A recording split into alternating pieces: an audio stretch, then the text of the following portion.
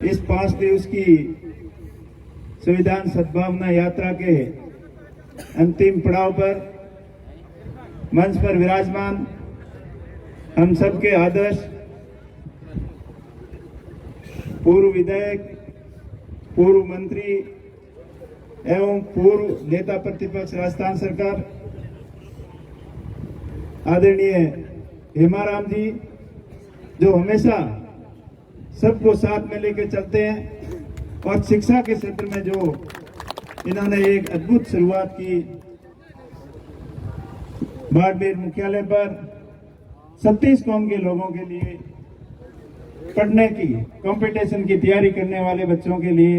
एक शानदार हॉस्टल बनाकर पूरे मारवाड़ के अंदर एक संदेश दिया कि शिक्षा ही सब कुछ है और सब कुछ शिक्षा के माध्यम से ही संभव हो सकता है। आदरणीय हेमाराम जी, मंच पर विराजमान बायतू विधायक,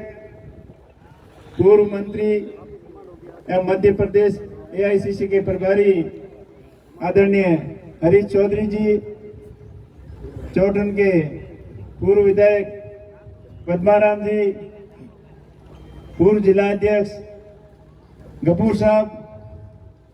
पूर्व जिला अध्यक्ष भाई फतेह खान जी, मल्होत्रा से पचपदरा से एमएलए मदन जी प्रजापति साहब, पूर्व जिला प्रमुख निवर्तमान जिला प्रमुख एवं सम्मानित मंच बड़ी संख्या में पधारे हुए मेरे पितादुल्य बुजुर्गों और युवा साथियों, ये यात्रा की जरूरत क्यों पड़ी, ये मेरे मीडिया के बंधु काफी सवाल कर रहे थे। मैं उनका भी धन्यवाद ज्ञापित करना चाहता हूं कि आप भी आज बड़ी संख्या में पधारे। तो मैं तो इतना ही कहना चाहूंगा कि इस यात्रा की जरूरत इसलिए पड़ी कि सदियों से हमारा थार का क्षेत्र शांति प्रिय क्षेत्र रहा है और इस यात्रा का मकसद सिर्फ और सिर्फ इतना ही था कि नफरत के खिलाफ मोहब्बत का संदेश देने के लिए ये यात्रा निकाली गई। जो पिछले दिनों यहाँ धार्मिक आधार पर जो एंटी नेशनल एक्टिविटी बताकर जो बॉर्डर के ऊपर कार्रवाई की गई, उसके खिलाफ पूरे क्षेत्र के लोगों के अंदर असंतोष था, रोष था और मैंने आपकी बात लोकसभा में भी रखी और यहाँ के प्रतिनिधि मंडल भी अपने चीनी नेताओं से वहाँ दिल्ली के अंदर मिलाया और वो बात रखी। तो सबने यही कहा कि इस प्रकार से जो कार्रवाइयाँ की जा रही है ये तो कल्पना से ही परे है। ये देश बाबा साहब भीमराव अंबेडकर जी के सपनों का देश है। ये देश संविधान से चलने वाला देश है। ये देश हमारे जो आजादी के क्रांतिकारी योद्धा थे उनकी भावनाओं का देश है, जिसके अंदर हजारों अनगिनत अनाम लोगों ने अपने प्राणों की आहुति दी, जिसकी कुर्बानियों की वजह से हमें ये आजादी मिली। और आजादी के बाद जो देश चलता है वो संविधान से चलता है और संविधान के प्रति हम सबकी श्रद्धा है, सद्भावना है और संविधान ने हमें मौलिक अधिकार दिए हैं और साथ साथ में हमें कर्तव्य भी दिए हैं। तो हम सबका फर्ज बनता है कि हम कर्तव्यों के ऊपर भी अडिग रहें और जिस प्रकार जो हमारे मौलिक अधिकारों का जो हनन हो रहा है उसके खिलाफ भी हमें आवाज उठाने का ये संविधान हमें इजाजत देता है, हमें परमिशन देता है। तो इस यात्रा का मकसद सिर्फ और सिर्फ इतना ही था कि ये नफरत के खिलाफ एक शांति का संदेश है, ये अमन का संदेश है, ये भाईचारे का संदेश है। इसलिए जब बाड़मेर के अंदर 36 कौम के लोगों ने इन एक कार्रवाइयों के खिलाफ जो एक ज्ञापन दिया, उस पूरे देश के अंदर एक संदेश गया कि राजस्थान का, पश्चिमी राजस्थान का बॉर्डर एरिया हमेशा शांति प्रिय रहा है और इस आंदोलन को रोकने के लिए भी काफी प्रयास किए। जोधपुर आईजी ने बाड़मेर में भी फोन किया एसपी साहब को बोला कि इनको रोको, सरकार का आदेश है। तो उन्होंने बोला कि हम कैसे रोक सकते हैं, ये हजारों का हुजूम जो उमड़ रखा है और शांति प्रिय तरीके से अपनी बात कह रहा है, तो इनको कैसे रोकें। देखिए सरकार किस प्रकार हर शांतिपूर्ण आंदोलन को रोकने का काम कर रही है। पूरे देश के अंदर जो नफरत का माहौल पैदा किया जा रहा है। जब ये सत्ता के अंदर आए थे तो क्या बातें कर रहे थे, 2012, 13 और 14 आपको अच्छी तरीके से याद होगा। और उसके बाद में 12 साल लगातार जो पूर्ववर्ती सरकारों के अंदर कमियां निकालने के अलावा इन्होंने कुछ काम नहीं किया। 2 साल से मैं भी लगातार आपकी दया से, कृपा से आपने मुझे संसद बनाकर दिल्ली भेजा, तब से रोज यही बात सुन रहा हूँ कि हमेशा वो नेहरू जी ने ऐसे किया, इंदिरा जी ने ऐसे किया, मनमोहन सिंह जी ने ऐसे किया। वो कमियां निकालने के लिए हमेशा टाइम बर्बाद करते हैं, लेकिन उन्होंने क्या किया वो एक दिन भी नहीं बताया।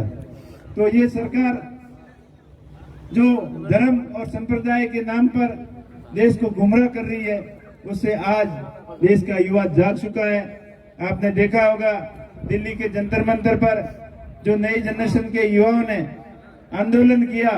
और इस सरकार का गुरूर तोड़ दिया। जो ये सरकार के लोग कहते थे कि इस्तीफा हमारे खाते में ही नहीं है, हमारे सिलेबस में ही नहीं है, वही शिक्षा मंत्री को नाक रगड़वा कर वहां इस्तीफा दिलवाया। ये युवाओं की ताकत है, ये नए भारत की ताकत है, ये ऊर्जावान जागरूक लोगों की ताकत है और ये हमारे संविधान की ताकत है। तो हमें इस संविधान को बचाने के लिए हर दम, हर कीमत, हर मोड़ पर हमें सचेत रहना होगा, होशियार रहना होगा, ताकि ये देश हमेशा जो हमारे नेताओं ने, हमारे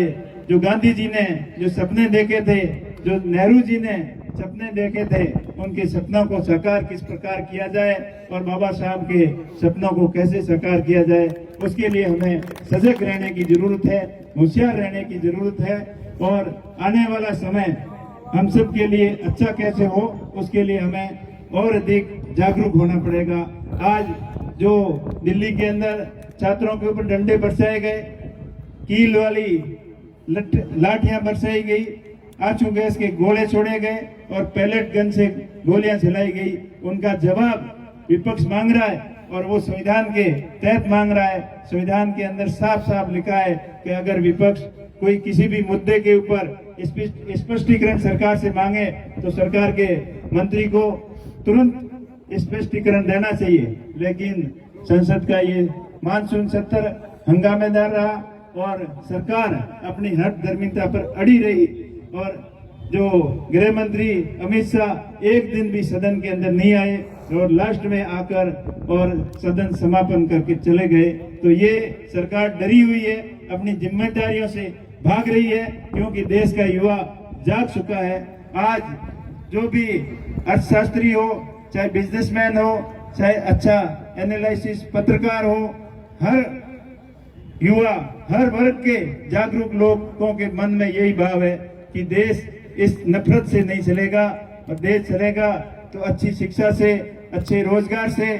जो विकसित भारत के हमें 2047 के विकसित भारत के सपने दिखा रहे हैं, तो ये सपने इन नफरतों से पूरे नहीं होंगे। उन सपनों को वाकई में पूरा करना है तो देश के युवाओं को रोजगार देना होगा, देश के अंदर शिक्षा व्यवस्था को अच्छी करनी होगी, देश के अंदर एमएसएमई जो मिडिल और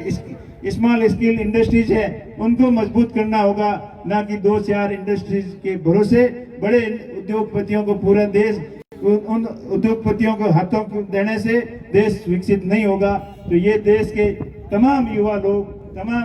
वर्ग के लोग समझ चुके हैं। और आपको अंत में मैं यही कहूंगा कि जिस प्रकार इस यात्रा के अंदर आपने सहयोग किया और शुरुआत से लेकर आज तक हमें अलग अलग अनुभव मिले और हमें उन दिनों को भी याद हमारे बुजुर्गों ने ताजा करवाई कि जब जो अकाल था,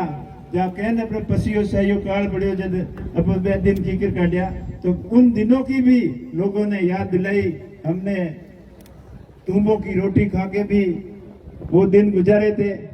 और तुम्बे की रोटी कैसी होती है वो भी उन्होंने हमें खिलाकर हमें महसूस कराया कि कितनी मुश्किल के अंदर लोग कितने संघर्षों के साथ में रहे और तब भी लोग आपस में एक रहे, एक दूसरे का सहयोग किया। अकाल में हो, सुकाल में हो, सुख दुख में हो, हर घड़ी के अंदर 36 कौम के लोग जिस अपनायत के साथ, जिस भाईचारे के साथ में रहे हैं और ऐसे भी आगे भी रहेंगे। चाहे कोई भी ताकत कितनी भी कोशिश कर ले, लेकिन अपने भाईचारे को और अपने आपस के विश्वास को कम नहीं कर सकती। ये आपने इस यात्रा के माध्यम से पूरे देश को संदेश दिया है और पूरे देश के लोगों को और सत्ता के अंदर बैठे गूंगे बहरे लोगों को सोचने के लिए आपने मजबूर कर दिया है कि इस प्रकार हम अलग से कार्रवाई करेंगे तो लोग हमें बख्शेंगे नहीं। एक तरफ बीकानेर के अंदर फॉरेस्ट की जमीन के अंदर बैठे हजारों लोग जो बेघर हो रहे हैं इन कार्रवाइयों से, उनके खिलाफ, उनके पक्ष में वहां के केंद्रीय मंत्री और राजस्थान सरकार के मंत्रियों ने लिख के राजस्थान सरकार को दिया है कि फॉरेस्ट की जमीन के अंदर बैठे लोगों को नहीं हटाया जाए। दूसरी तरफ इसी संविधान के अंदर जो समानता का अधिकार है और सरकार की दोगली नीति देखो कि इस क्षेत्र के अंदर शांतिपूर्ण तरीके से बैठे लोग, चाहे गैर मुमकिन जमीन के अंदर है, चाहे गोचर की जमीन के अंदर है, चाहे अपनी खातेदारी के अंदर बैठे हैं, उनको किस प्रकार टारगेट करके उनको परेशान किया जा रहा है। ये दोहरी नीति आपके सामने है, लेकिन ये जनता समझ चुकी है और इनकी दोहरी नीति की जो भी इनकी षड्यंत्र है वो कभी कामयाब नहीं होंगे। इन्हीं शब्दों के साथ में आप सभी का बहुत बहुत धन्यवाद, बहुत बहुत शुक्रिया। और आगे भी जब भी अपने क्षेत्र के ऊपर किसी भी प्रकार की आपत्ति आए, किसी भी प्रकार की दिक्कत आए, तो आप इसी प्रकार से मजबूती के साथ, एकजुटता के साथ में अपना परिचय देंगे। इन्हीं शब्दों के साथ में आप सभी का बहुत बहुत आभार, बहुत